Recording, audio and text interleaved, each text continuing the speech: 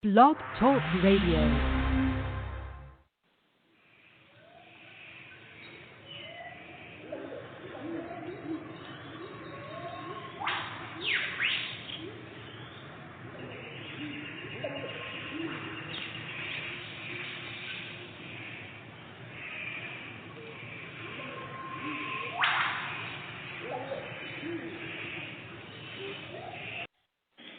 Hello, everyone. I'd like to welcome all of you back to Ohio Exopolitics.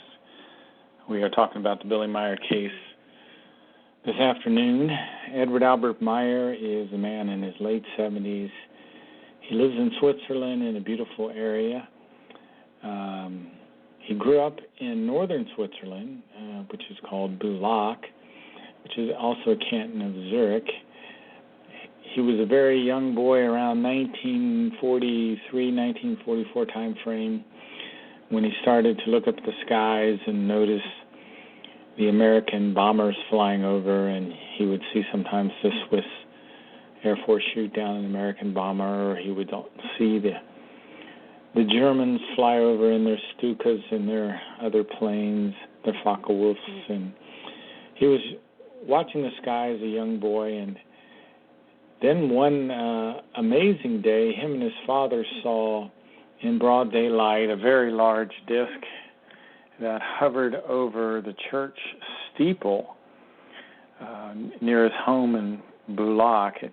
He described it this way: from out of the sky with tremendous speed, a silver flash shot down, hurled like a gigantic metallic arrow over Eschen-Moserberg, right toward the 75-meter-tall Reformed Church steeple.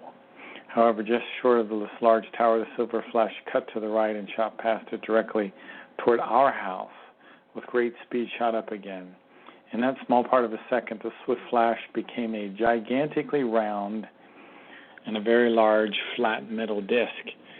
It was a huge disc between 200 and 300 meters in diameter. So Billy had this amazing sighting as a young boy with his father. And then in the evenings, he would start to see these bright lights in the sky that would move back and forth at a very high altitude. And later, he became aware that these were extraterrestrial craft that he saw.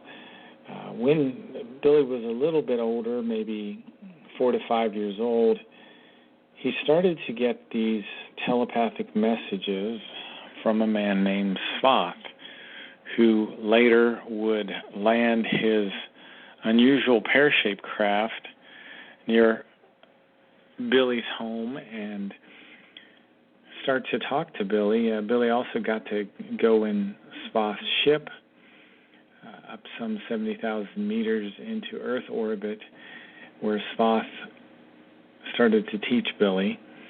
And he told Billy that the people of the Earth were entering into a very dangerous time called the Third Millennium, which would last, for about 800 years. And Svath explained that the Third Millennium would begin when the United States would drop the atomic bombs on Hiroshima and Nagasaki. And Svath told Billy that the people of the Earth during this time would become indolent, they would become obtuse, they would become very slow to learn, very lazy, and they would slowly fall under the power of this dark secret order, which is still today spreading all over the Earth.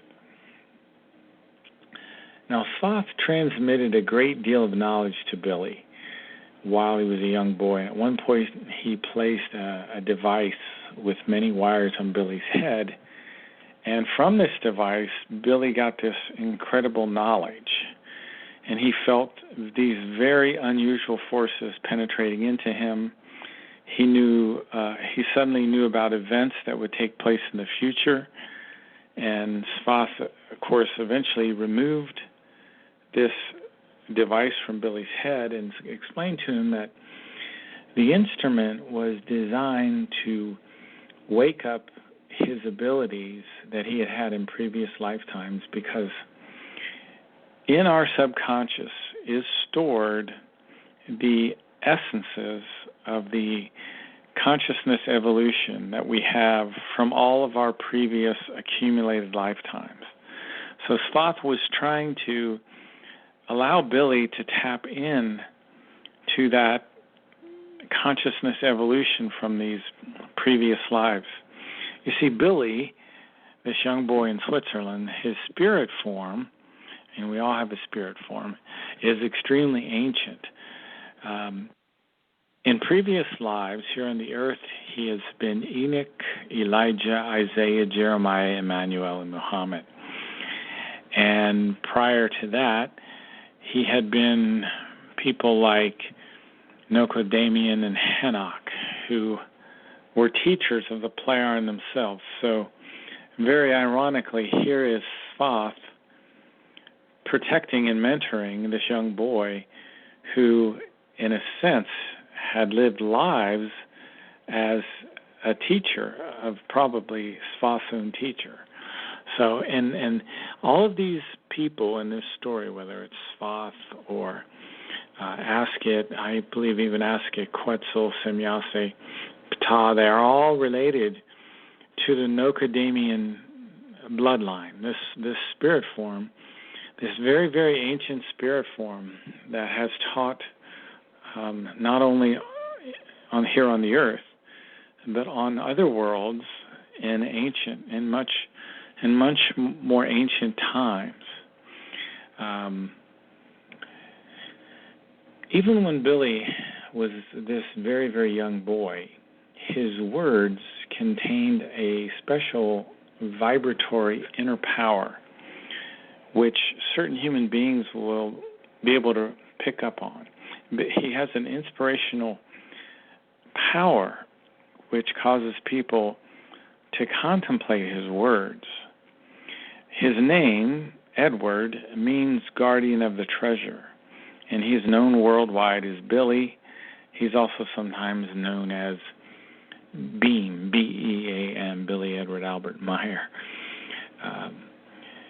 Svath even told this young boy later in life not to go into public too much, to remain in the background and focusing on the mission in written form, because eventually this written form of spiritual teaching will awaken the human race out of their sleep, and it will bring a worldwide movement which will bring things like freedom and equality and love and peace to the earth. Now, one of the things that I call the world today is that I think the planet Earth has become the planet of unnecessary death. And we're going to see that more and more and more, senseless, unnecessary death, unfortunately, in this time that we live. Svath warned Billy that there'd be many attempts on his life, that he would lose his left arm, and Svath also taught Billy something special called spiritual telepathy, which enabled Billy to receive information from this higher spiritual plane called Arahat Athrasata. Now, all human beings, all human races go through a kind of evolutionary period that involves many, many, many material lifetimes. Most human spirits on the earth are 4 to 5 million years old. That means they've lived thousands and thousands of lifetimes. And these previous lifetimes, generally, the memory of them is blocked so that we can focus on the current lifetime. However, in the subconscious is the essence of that,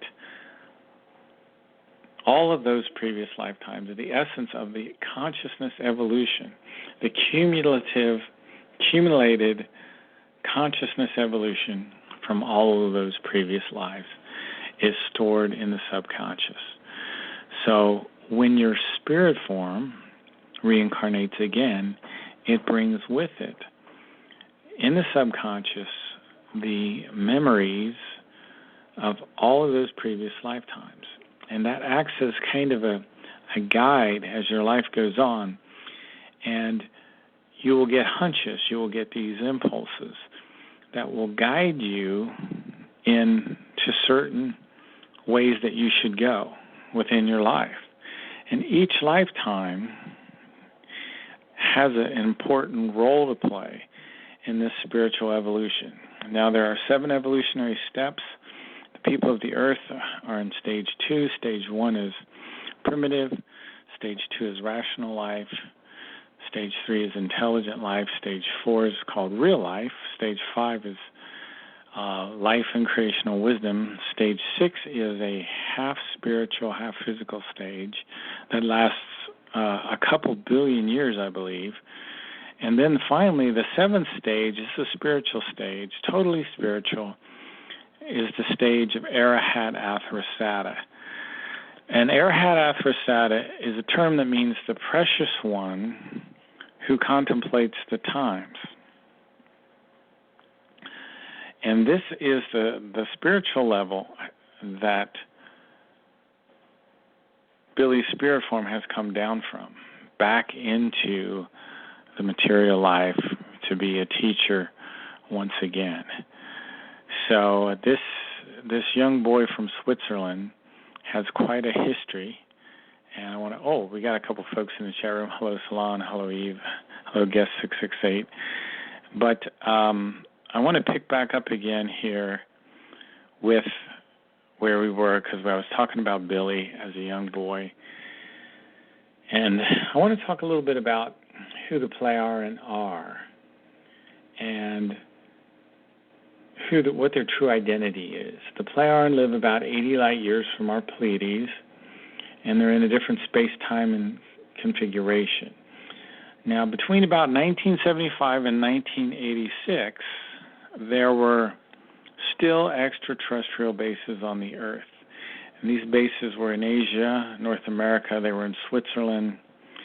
The bases had been here for about 300 years.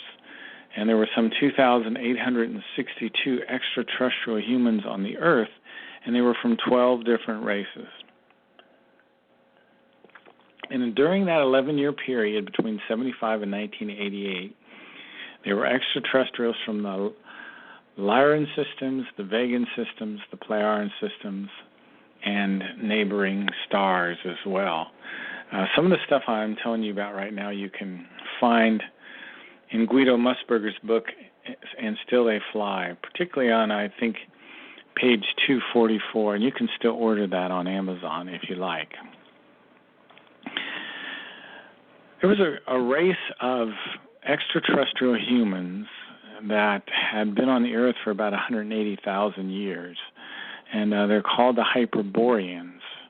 And I've talked about them before. The Hyperborea was located not far from our North Pole, and at that time, the southern part of the United States was at the North Pole. So Florida and that surrounding area, in ancient times, before the fall of Atlantis and Lemuria, was located near the North Pole. That was about 113,000 years ago.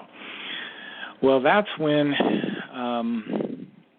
even before then, I would say about 130,000 years ago, we had the first influx of people from Beta Centauri. Now, Beta Centauri is quite a long distance away. It's about 350 light years from Earth. It's interesting, too, that the term for Beta Centauri, Hadar, means in Arabic to be present on the ground, settled, civilized. So why would an ancient people refer to a star using a term that meant to be on the ground, unless visitors actually came from there? And the Meier material tells us that visitors did come from there about 130,000 years ago. And this was the civilization that eventually became Atlantis and Lemuria. They had their great war, and the great asteroid was slammed into the Earth, which caused Florida to move now to its current position and devastated the whole earth practically, sent civilization here on the earth back tens of thousands of years. So about 6, 7, 8, maybe 9,000 years ago, technically about 11,500 years ago was the pole shift. But I would say about 6,000, 7,000 years ago, we started to pick ourselves up, climb out of the ashes, and start to try to build a society again. So that's why most of the earth, or most of us, think of the earth as only being about 6,000 years old or so, because that's when we started to have a civilization again. So the history of the earth is very much different than what we've been taught. And I often say that if we could get a clear reading of our own history, then it would have a huge impact on people's understanding. And we would start to change our minds as a people and look at things very differently. Now, Atlantis was divided in two empires. Greater Atlantis, which was on an island continent somewhere in the Atlantic, between South America, Europe, Africa. And Lesser Atlantis was in this place called Santorini. And we had the great war feuds between Mu and the people of Atlantis. Now, Mu was located in the Gobi Desert, and there was two underground cities, Agartha Alpha and Agartha Beta, and they were connected by underground tunnels. And Agartha was a subterranean city. And one of those cities, according to Meier information, is supposed to be left. Now, Lesser Atlantis was destroyed about 6,000 years after the destruction of Atlantis and Lemuria. And it was destroyed when the gigantic destroyer comet dragged Venus into the solar system about 3,500 years ago. And there were tremendous tremors and an enormous amount of damage that was done to the Earth. The Earth shook. It broke open in many places. Huge volcanoes erupted. And that was all when Venus was dragged in. So we've had a very, very different history than many of us realize. And Billy and Semyase had a very interesting discussion about this history back in 1976 on Monday, June 14th. And this is Contact 55. There's a new translation of this contact available out on Figu, Australia. And you can take a look at this sometime. It's very interesting, in fact. It tells about Pelagon, the society that came before Atlantis and Lemuria, and then it talks about how that civilization fell. And it talks about Atlantis and Mu and how these two cities were gigantic. And it says they were the most gigantic cities which has ever been built on Earth. And a high culture developed, and this was roughly 130-some thousand years ago. So the history of the Earth is very, very different than what we've been taught. And we're in a great danger right now of repeating the destruction of our society. And unfortunately, I think if we destroy our society nowadays, it'll probably be due more than anything else to overpopulation, which is our biggest problem to date. And I know most people say there really is not an overpopulation problem because they look at only at the surface of the Earth as if it would be healthy for our planet to be completely covered with people. The fact is we've destroyed our forests, and the forests moderate the weather. And because of the lack of the forest now, we see the more and more intense weather coming all the time. Particularly, one thing Eve had sent me a link on, or posted a link on Facebook, of the fires that are back, the tremendous fires that are all over the place, and it's something I don't even like tracking. I was tracking those fires in previous years.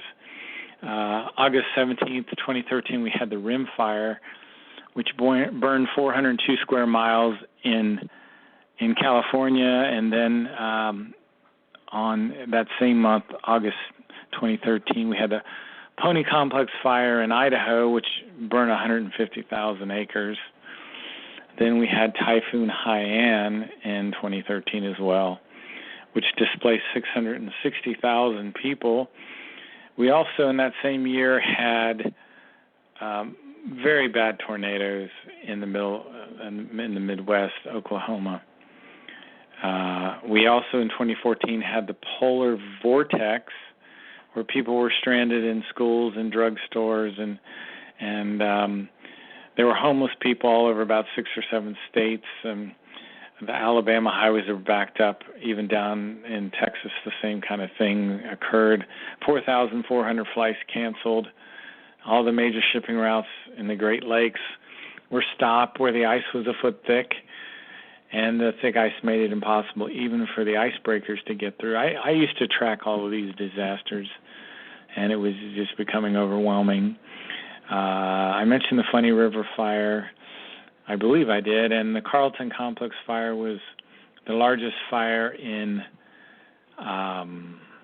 Washington State history. I believe that occurred in 2014. Almost 400 square miles destroyed. Now, one of the things that I was telling you about, the link that I saw today in 2016 of a fire-nado. They're calling them fire-nados. And what happens is the winds get so whipped up that we actually get funnel clouds, funnel spinning in these gigantic firestorms that occur. Now, see, the problem is these forests, again, moderate the weather.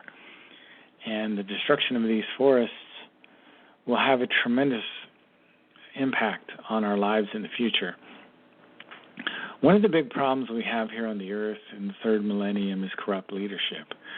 And our leaders are making self-aggrandizing and megalomaniacal decisions. And megalomania, it's a psychopathological condition characterized by delusions of fantasy, wealth, power, omnipotence. The Meier material said Bush was megalomaniacal. And our leaders are self-aggrandizing. They exaggerate their own importance, their own power, their own reputation. And as I said before, the people of the earth are more and more becoming mistrustful of one another and emotionless, disinterested, indolent, obtuse. People are more focused on what's on their cell phone than on the person beside him. This is causing people's anger to rise up, and people are focused on revenge and hatred very much. This is causing also human connections to be destroyed.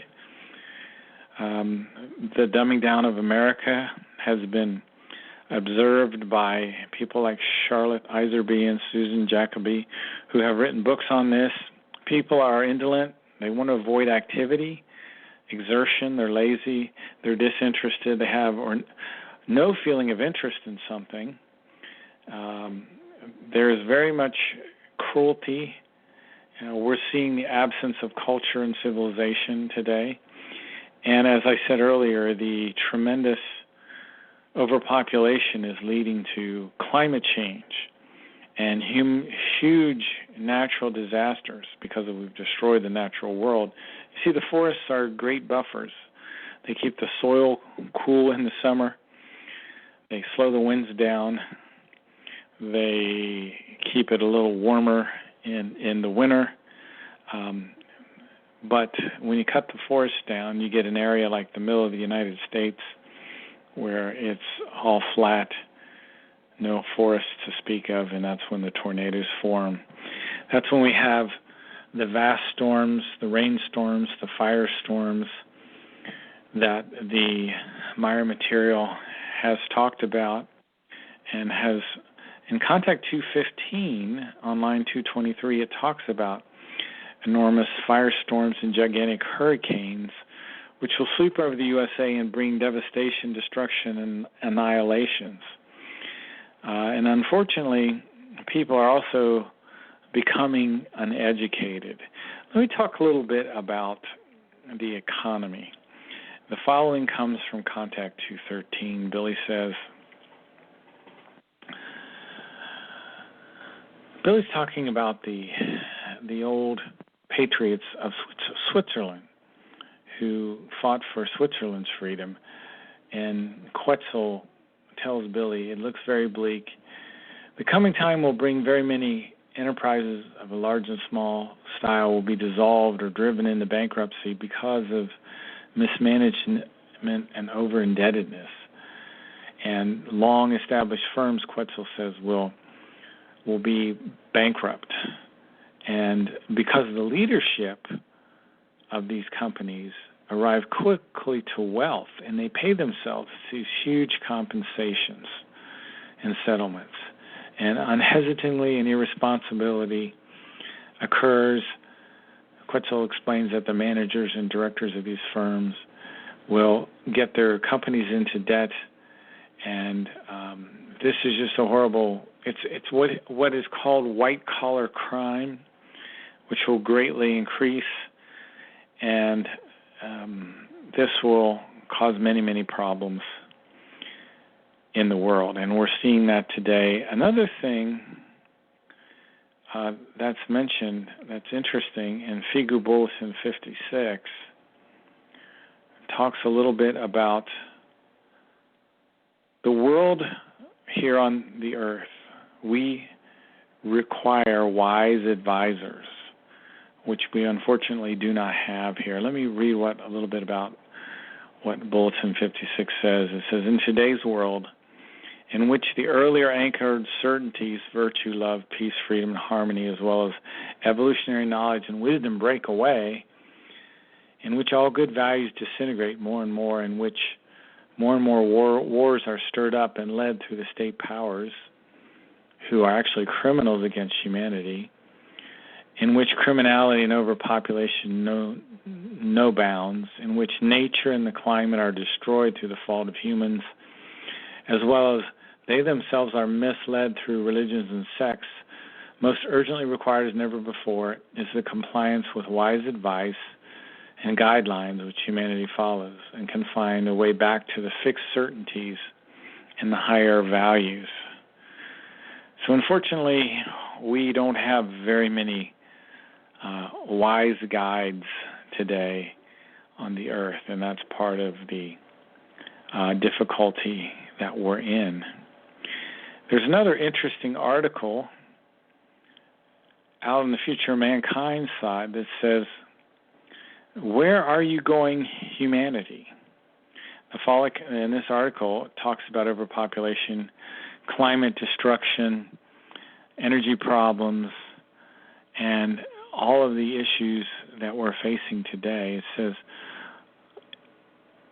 where are you going, humanity? And here's an interesting paragraph. It said, therefore I raise my voice because I know the future and scream out a warning to the whole of Earth's humanity.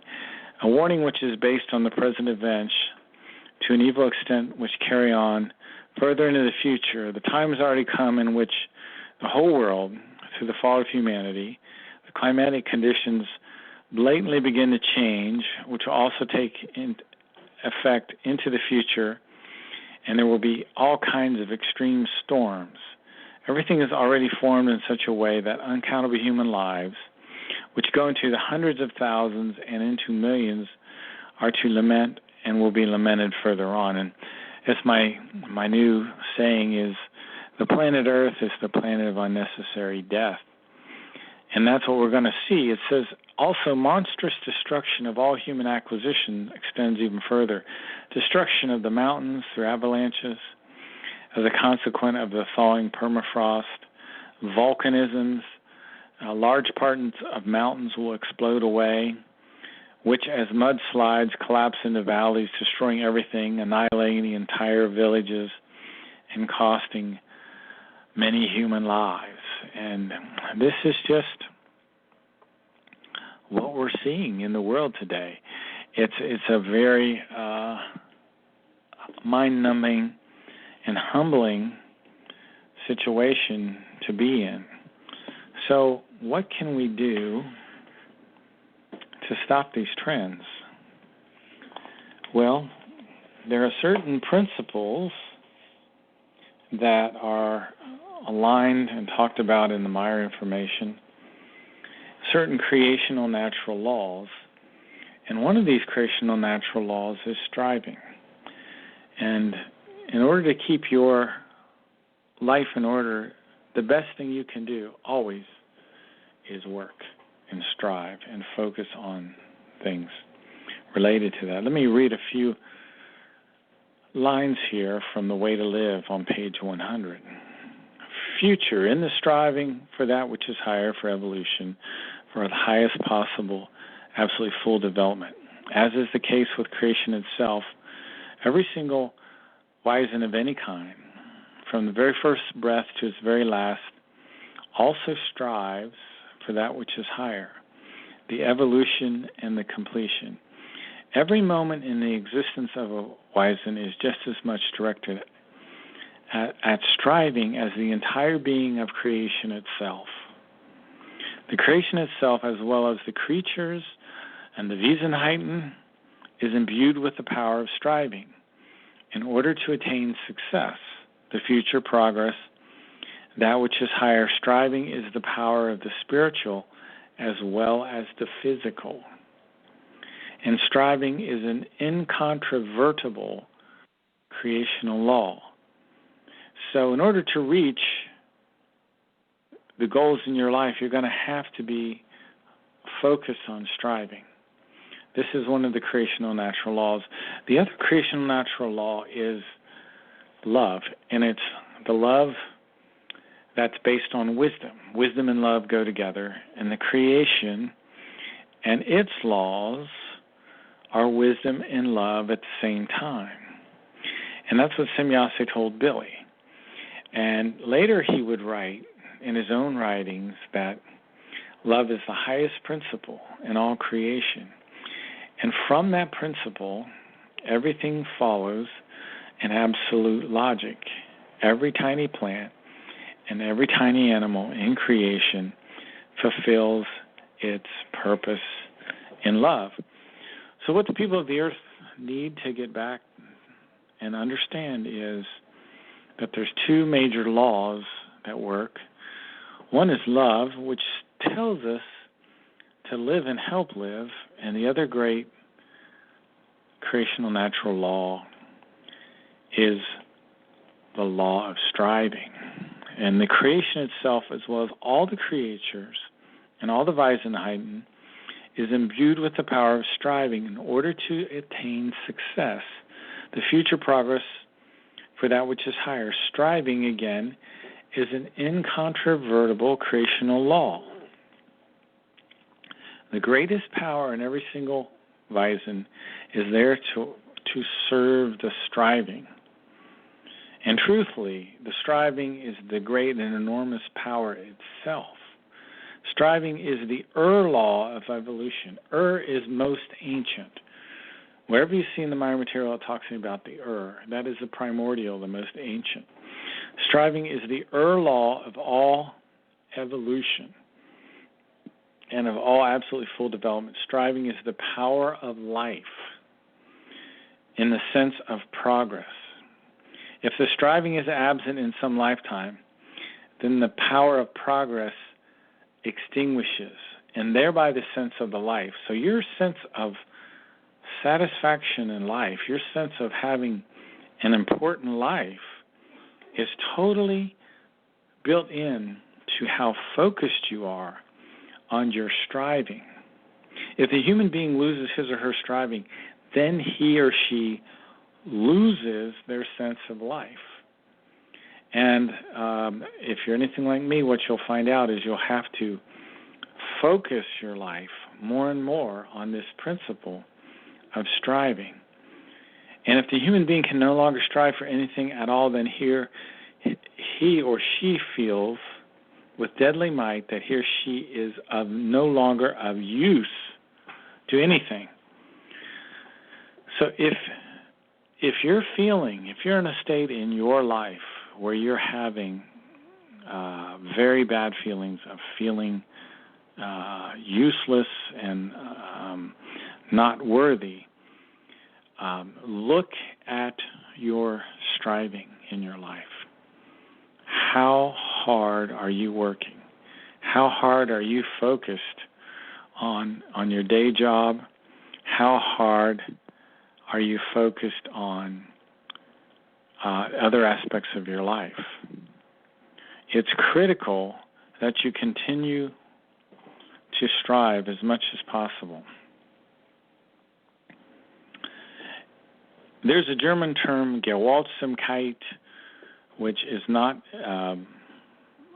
defined here. The term Gewalt I've heard before, which talks about it's even worse than violence. It's worse than brutality. Anyway, it says here, his or her own existence is forfeited from a lack of striving. Striving is the actual nature of the human being.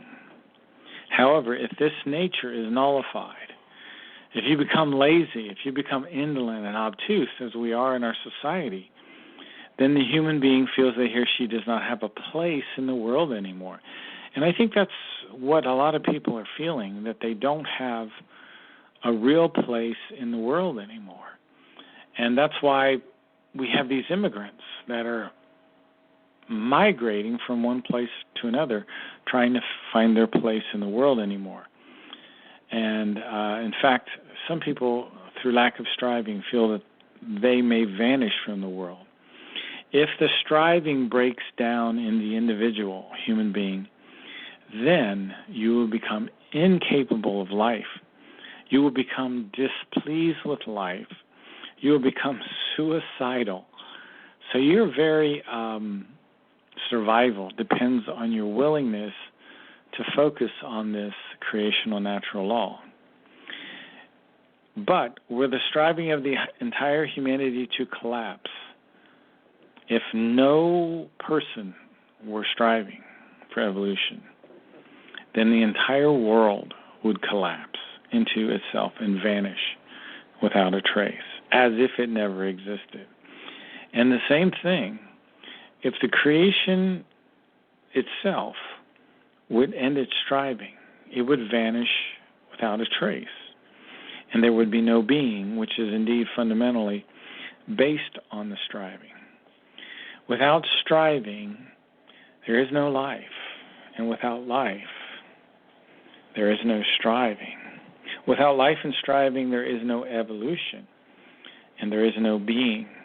Nothing would exist because everything would have vanished into nothingness without ever finding the possibility of striving.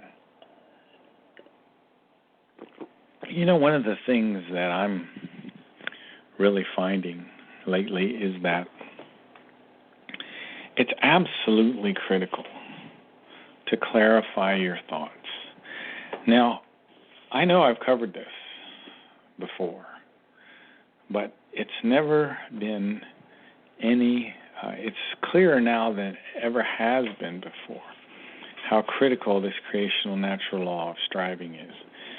And one of the things that the book, The Might of Thoughts, talks about is the importance of clarifying your thoughts. And that includes repeating. And one of the things I always have to say is it's very important to clarify your thoughts. And sometimes it means saying them out loud. And doing this will help bring your thoughts into control, because unfortunately on Earth here, many of us have very strong emotions. And the emotions can be completely independent of thoughts and feelings. And these emotions can appear uncontrollable. They can be lightning-fast reactions. There's a difference between emotion and feelings. Feelings generally follow the thoughts, but emotions are not dependent on thoughts. Rather, they arise through environmentally caused reactions and so forth. But feelings are a different thing. Feelings arise from thoughts. Feelings are healthy, not so always for emotions. Consequently, we have conscious and unconscious feelings which can arise, which correspondingly form the psyche according to their negative or positive nature. So we're not only fighting a battle in the conscious mind, but also in the unconscious mind. And these emotions can trigger thought processes as well as feeling processes.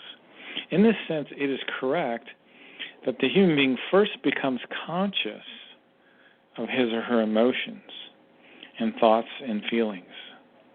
Consequently, you should recognize the significance of your current life situation with the help of environmental stimulus.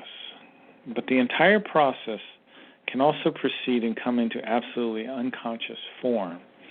So we have both unconscious thoughts and conscious thoughts.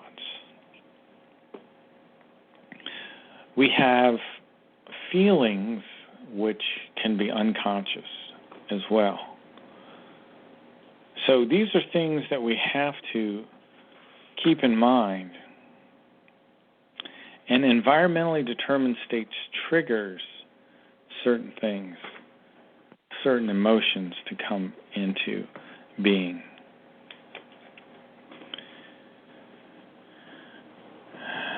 Let me read something here from The Might of Thoughts. It says, we can have a logically produced vicious cycle of flattened feelings, which progress steadily. And if it is not resolved with the necessary and suitable means, the method for remediation of the disturbance is certainly not simple, because it is divided into various values, whereby the most important factor is the conscious, neutral, positive, equalized thinking. Because the might of the thoughts determines whether a will for healing and for remediation of the psychical disturbance is created or not. That is first and foremost.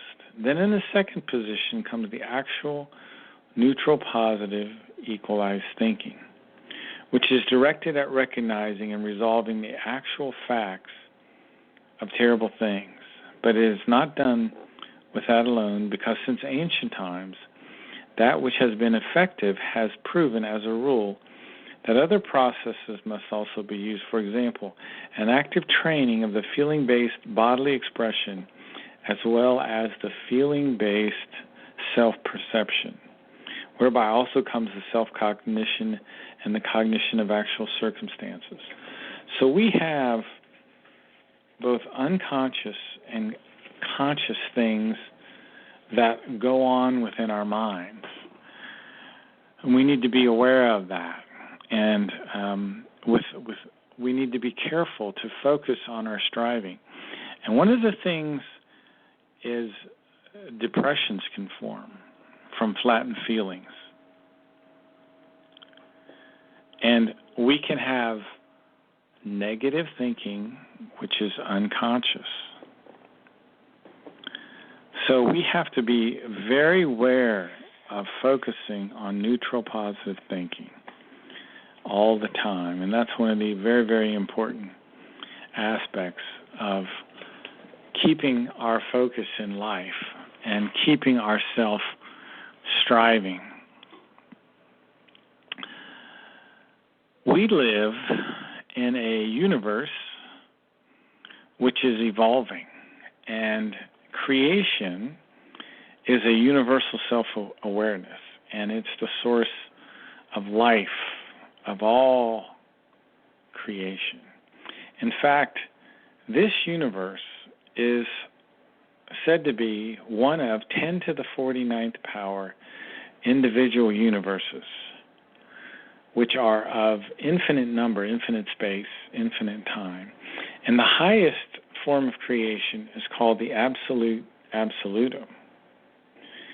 You know, we have a sister universe, a parallel universe called the Tao universe, which was created about 46 trillion years ago, also with our universe about the same time. And our universe will continue in its expansion phase for 155 or so trillion years, and then it will slowly start to contract back. The creation, the universal consciousness, is not a heavenly Father. It's a spiritual energy. It's more impersonal in nature. It radiates love, but more like our sun radiates light and heat. It doesn't really give commands either. It's a neutral positive entity. It's focused mostly on evolution. And it creates spirit forms, which reside in all of us, which is the part of us that continues to live for billions and billions of years until we merge back with creation. And the spirit form is designed to live many, many, many lifetimes. So it brings back the experience and the wisdom from all these lifetimes into creation so that we can help creation evolve. After death, my personality, your personality, will get dissolved into fine spiritual energy, into what's called the overall consciousness block. And this overall consciousness block will records all your past life knowledge and wisdom. And each time you die in a material body, the overall consciousness block will absorb your consciousness. And what happens is all what you have learned in the previous life are converted into these essences of wisdom, of patience, of kindness, and that's stored, and these will be stored in your spirit form, will strengthen your spirit form, and will also go into the subconscious of your new material consciousness that's created. You see, we have a spiritual consciousness and a material consciousness. The spiritual consciousness cannot be harmed. It lives essentially forever. It is not affected negatively by anything in the material world. It sends impulses to your material consciousness. Your material consciousness has a finite lifetime. So does your physical body. But your spiritual consciousness will reincarnate again. This is one of the laws of nature. This is a creational natural law, like striving, like love. So is the law of reincarnation. The law of harmony talks about the necessity to have that neutral positive thinking in your life. And let me give you an example of a passage from the Meier material that'll help promote neutral positive thinking in your life. It says here, the love of creation is everywhere, because without it, nothing at all would be able to exist. The individual should therefore be aware that he exists only through the love of creation, and that he carries this love within himself. And it also says the love of creation is infinite, and that love is found in all of its creatures. The infinite love of creation connects all life, and in all life, that love lies hidden. And all of nature, in its indescribable splendor, is nothing but the love of creation, which has been expressed visibly. And that's one of the big problems I think we have today, is that we're living in these urban environments, and we do not see the love of creation expressed visibly anymore. We see concrete and traffic and roads. So we don't get that feedback, and we don't see that the laws of nature are wonderfully arranged, and we don't come up against the radiating love of creation because of this gigantic overpopulation which we're having. But nature can be defined as the natural world. Nature is the mountains, the trees, the animals, the rivers. And the German word for splendor is Pracht. And splendor can mean a great and impressive beauty. And because people do not come up against this great and impressive beauty anymore, it's very disheartening to people. People are becoming more and more in lifestyles which they're being led into depressions, because they have they do not see the radiating love of creation anymore. They don't experience that. And that void that they have internally, they try to fill with other things, which nothing will fill that other than the radiating love of creation. And every tiny plant and every tiny animal is created in love by creation. And each creation exists according to this law of love. And all life is in absolute perfection. And that's why you see the radiating love of creation when you go out in nature. And every life form of the man lives exactly according to creation's plan. But humans, because they have a free will, and it's part of the responsibility of being the highest creatures on the planet, humans have turned away from love. And we need to learn a correct form of thinking, remember? Neutral positive thinking. We need to reorient our lives towards striving. We need to understand that creation, all of creation, is an indissoluble web of life that we're part of, and that we have to live in moderation and with a much smaller footprint.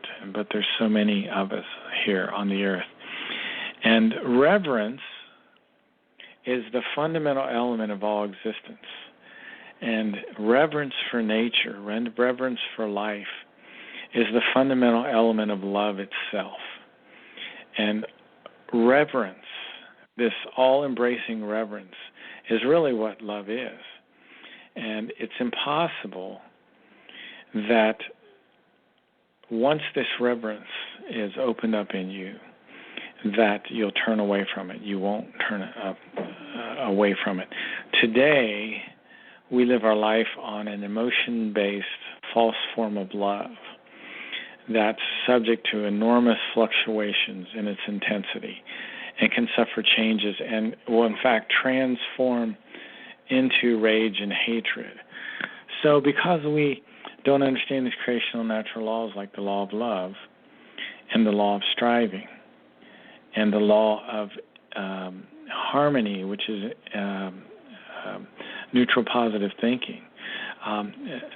All of our world is in a suffering very much because we're not living according to these creational natural laws. We should be living by a wisdom-conditioned love. And a wisdom-conditioned love is this harmonious state where we start to understand that we're connected to all things. And there's a oneness in the universe. Billy explains that in contrast to this false love, there's a wisdom-conditioned love which is absolutely independent of a human being's age, their appearance, their personality. Now, with the false form of love, factors like age, appearance, personality play an important role, as does our wealth and our societal position. But these are factors that are false love. It's an emotion-based false love, which is subject to enormous fluctuations, and it can be transformed into rage and hatred. And Billy explains that there are two types of love: the genuine effective love, which is based on knowledge of the oneness of the universe and how creation works, and based on the law of live and help live. But there's an affective love, which is a kind of false love. So we have to choose towards an effective love and towards our fellow human beings and other forms of life. So this is one of the things that we have to understand, that love is not situated in our heart, and it's not a power of a God. And on page 34, Billy explains a little bit, I believe, in about what love is. Page 34 of Die Art zu Leben, The Way to Live. Billy explains that true love is a conglomerated form of fine spiritual perception, Empfindung, and is not built upon emotions, because it is a fine spiritual perception itself. So the true love comes from this fine spiritual perception of reality. And such a perception of reality comes from respectful, concentrated observance. And it's so important to learn this observance, the ability to observe, because it will help with your understanding of what love is. And without love, your psyche can be harmed. Remember, the psyche controls the thoughts and the feelings of the material consciousness. And the psyche can be harmed through feelings and thoughts of an unreal nature. Thus, through imaginations which are called forth from your wrong thinking can produce anxiety, suffering, worry, and so forth. And you can harm your own psyche by that. Well, folks, we're hanging in there here. I'm on the phone here, can't call in via Skype. And I appreciate you folks that were listening and folks that listen to the archives. You've been listening to Ohio Exopolitics, and I'm your host, Mark Snyder. Have a good day.